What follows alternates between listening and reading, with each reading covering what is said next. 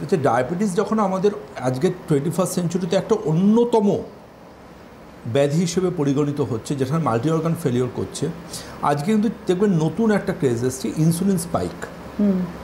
Insulin স্পাইকটার সাথে কিন্তু এখন মানুষ খুব বেশি পরিচিত, খুব পুরনো টার্ম, কিন্তু মানুষ কিন্তু এর সাথে পরিচিত হচ্ছে যে ইনসুলিন স্পাইক।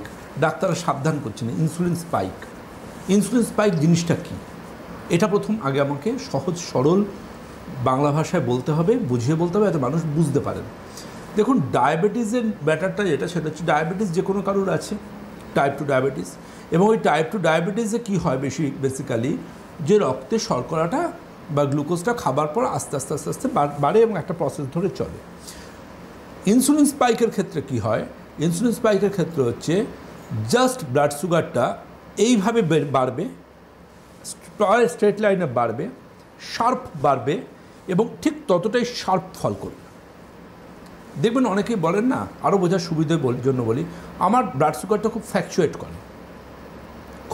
করে, এই কালকা হাই আজকে লো, আজকে হাইপার হয়ে গেছে, আজকে হাইপো হয়ে যাচ্ছে। তো আলটিমেটলি এই যে ব্লাড সুগার যাদের বাড়ে কমে, এটাই হচ্ছে ইনসুলিন স্পাইক। হট করে বেড়ে গেল, আবার আচমকা